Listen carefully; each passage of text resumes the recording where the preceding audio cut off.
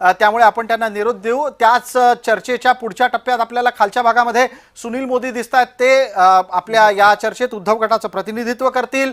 आपण त्याच बाजूला भारतीय जनता पार्टीचा शेमला गळ्यामध्ये असलेले उपर्ण गळ्यामध्ये असलेले प्रकाशजी गाडे आपल्या सोबत जोडले गेले, त्यांचं स्वागत करतोय। आणि या चर्चेमध्ये आपल्या सोबत आणखी आहेत संजीव भोर। संजीवजी हे शिवसेनेचं प्रतिनिधित्व करण्यासाठी आपल्या सोबत चर्चेत आहेत। सर्व मान्यवरांचं आपण या चर्चेमध्ये स्वागत करतोय आणि या चर्चेला पुढे नेण्यासाठी पहिली संधी ही प्रतिभाताई आपल्याला देतो। प्रतिभाताई, इथे थोड्या वेळापूर्वी म्हणजे गेल्या 2 तासापासून विविध मुद्द्यांवर चर्चा चालली आहे आणि त्यातला एक मुद्दा हा सातत्याने समोर येत होता की लाडकी बहीण हा यावेळच्या निकालामधला पण एक अत्यंत महत्त्वाचा मुद्दा असेल।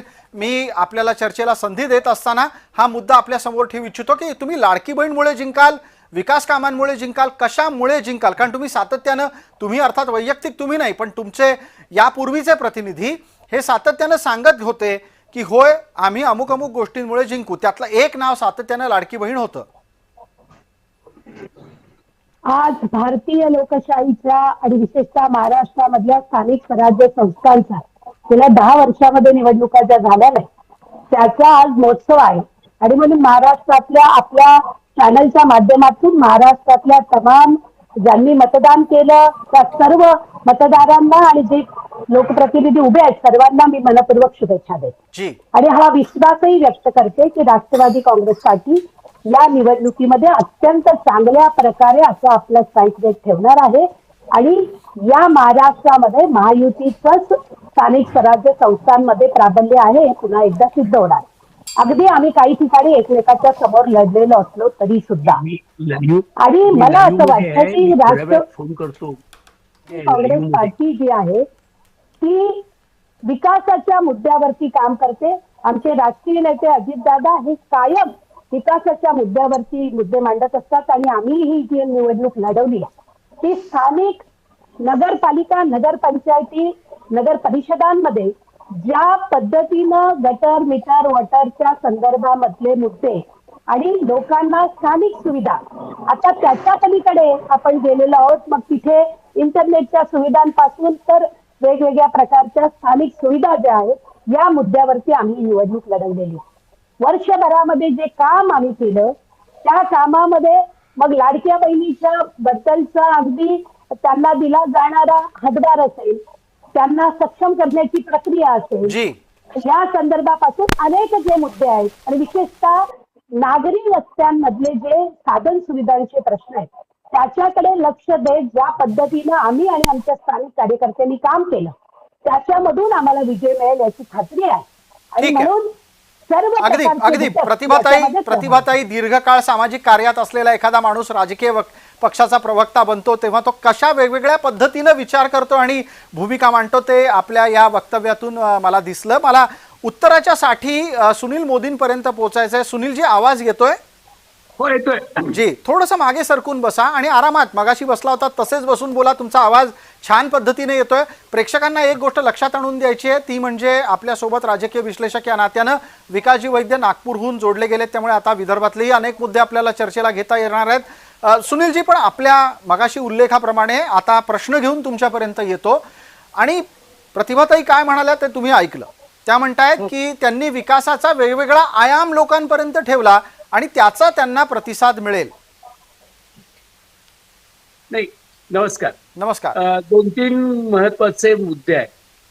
आपण विकास कशाला म्हणायचा हा एक महत्वाचा मुद्दा आहे।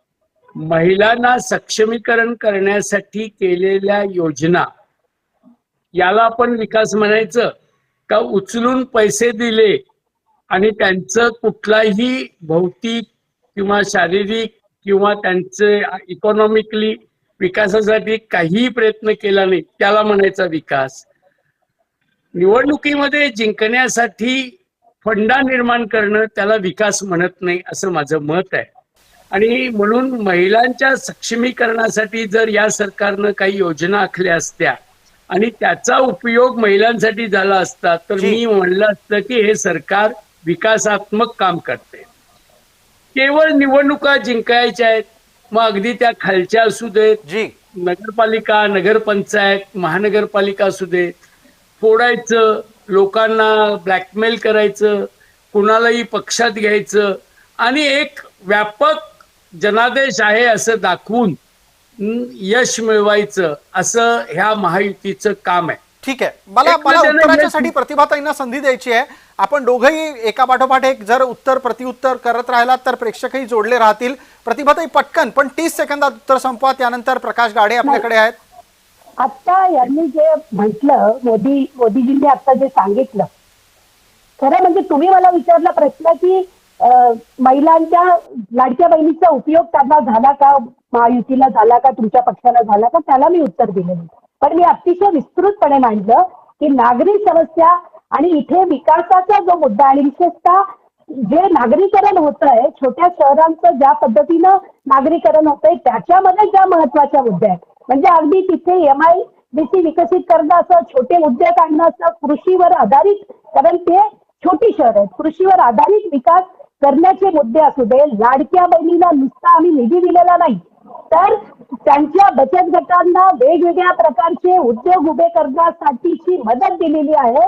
आणि महाराष्ट्रामध्ये तुम्हाला मी शेकडो उदाहरणं दाखवू शकते की ज्याच्यामधून महिला सक्षमपणे उभ्या आहेत आणि त्या ठामपणे सांगताय की हो, या मुख्य प्रवाहामध्ये विकासाच्या या सर्व भागामध्ये आम्हालाही आता बरोबरीचं स्थान मिळायला सुरुवात झालेली आहे आणि म्हणून सुनीलजी, आम्ही अतिशय समाधानी आहोत. प्रतिभाताई आणि वेळेची त्यामुळे मर्यादा आहे, मला अशा पटकन पुढे पद्धतीने न्यायचं आहे यांनी चर्चेला. चांगलं- आपला मुद्दा मी बरोबर लक्षात नाही. घेतला. असं मला वाटतं. सुनीलजी, या चर्चेत खरं तर आपल्यावर खूप मोठी जबाबदारी आहे, कारण मवियाचे आपण एकमेव प्रतिनिधी आहात, त्यामुळे ती सगळी बाजू स्वाभाविकरित्या तुम्ही लावून धराल अशी अपेक्षा बाळगतो. पटकन चर्चेला पुढे नेतो. आणि आता मला विकासजी आपल्याला बोलतं करायचं आहे. आपण विदर्भातून जोडले गेलेले आहात, माझा आवाज नीट आपल्यापर्यंत येत असेल अशी अपेक्षा. आपण नीट बसलेल्या, थोडंसं मागे सरकलात तर अधिक बरं राहील.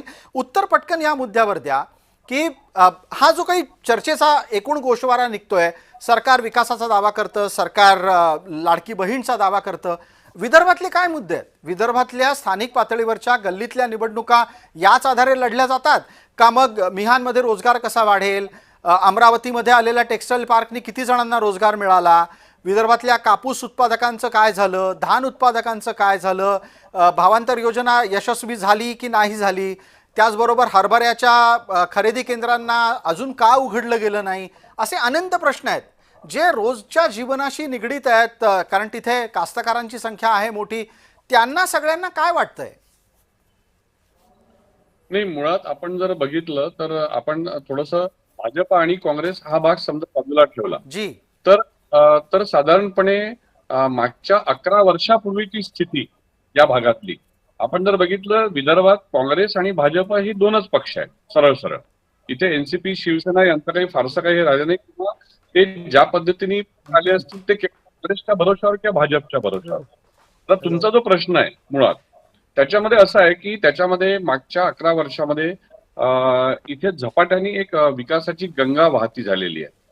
आता काही प्रमाणात जसं जसं आता लाडकी बहिणीचा इश्यू आहे समजा, किंवा महिलांच्या उत्थानाचा विषय आहे, तर तो केवळ त्यांना पैसे देऊन झालेला नाहीये.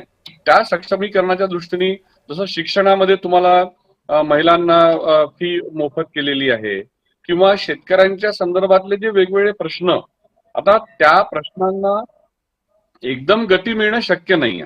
कारण याचं कारण असं आहे की मागच्या 10 वर्षापूर्वीचे जे सगळे साचलेले इश्यूज होते, ते इश्यूज हळूहळू त्याला सावरताना आणि इथली इंडस्ट्रीयल ग्रोथ जी सुरू झालेली आहे त्याच्या माध्यमातून इथल्या युवकांना, कारण आतापर्यंत हे युवक सगळे पुण्या मुंबईकडे जायचे किंवा बेंगलोरला जायचे, म्हणजे बाहेरच्या भागात जायचे, तो हळूहळू थांबवणं.